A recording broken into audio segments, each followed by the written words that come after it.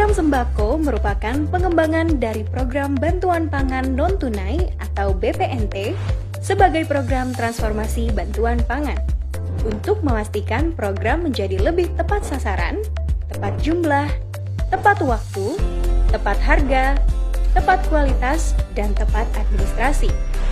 Program sembako diharapkan dapat memberikan pilihan kepada keluarga penerima manfaat dalam memilih jenis, kualitas, harga, dan tempat membeli bahan pangan. Penambahan komoditi yang didapatkan dari program sembako akan mampu meningkatkan nutrisi atau gizi masyarakat, terutama anak-anak usia dini sehingga berpengaruh terhadap penurunan stunting. Keluarga penerima manfaat program sembako adalah keluarga dengan kondisi sosial ekonomi terendah yang namanya terdaftar di Data Terpadu Kesejahteraan Sosial atau DTKS. Untuk program sembako, Kartu Keluarga Sejahtera atau KKS berfungsi sebagai alat transaksi, jadi wajib dibawa oleh para keluarga penerima manfaat ketika ingin mencairkan bantuan untuk mendapatkan bahan pangan. Kartu KKS menyimpan nilai besaran manfaat yang diberikan pemerintah. Jumlah dana bantuannya yaitu Rp150.000 per KPM per bulan. Khusus terhitung bulan Maret sampai dengan Agustus 2020, dana bantuan program sembako naik menjadi Rp200.000 per KPM per bulan. KPM dihimbau untuk memanfaatkan seluruh dana bantuan dan dana tidak dapat dicairkan secara tunai. KPM dapat memilih bahan pangan yang memiliki sumber karbohidrat seperti beras atau bahan pangan lokal seperti sagu dan jagung pipilan, sumber protein hewani seperti telur, ayam atau ikan, sumber protein nabati seperti kacang-kacangan, dan sumber vitamin dan mineral seperti sayur mayur dan buah-buahan.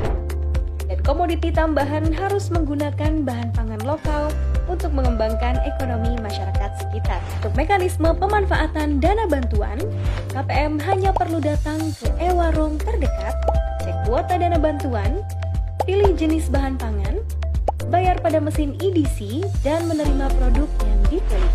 KPM dapat memanfaatkan dana bantuan melalui e-warung yang telah bekerja sama dengan bank penyalur.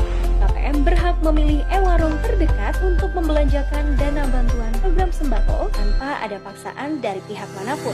E-warung tidak boleh melakukan pemaketan bahan pangan, yaitu menjual bahan pangan dengan jenis dan jumlah yang telah ditentukan sepihak oleh e-warung atau pihak lain, sehingga KPM tidak memiliki pilihan.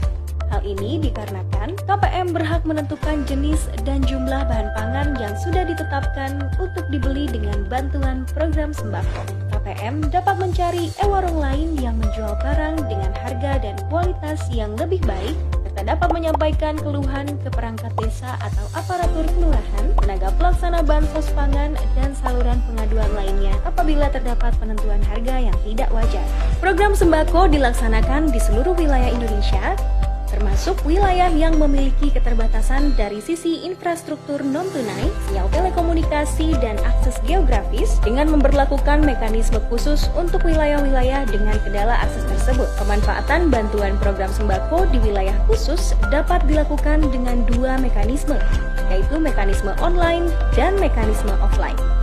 Mekanisme online dilakukan seperti mekanisme reguler dengan menggunakan KKS pada mesin EDC online, dan mekanisme offline dilaksanakan setiap 2 hingga 3 bulan sekali pada titik tertentu yang telah disepakati antara tim koordinasi bansos pangan dan bank penyalur di daerah sesuai dengan kemudahan akses dan ketersediaan jaringan telekomunikasi. Untuk pencairan bantuan dengan mekanisme offline, para KPM juga harus membawa kartu KKS dan identitas asli. Perlu diingat, jika dana bantuan program sembako tidak digunakan selama 3 bulan, maka uang akan dikembalikan ke kas negara.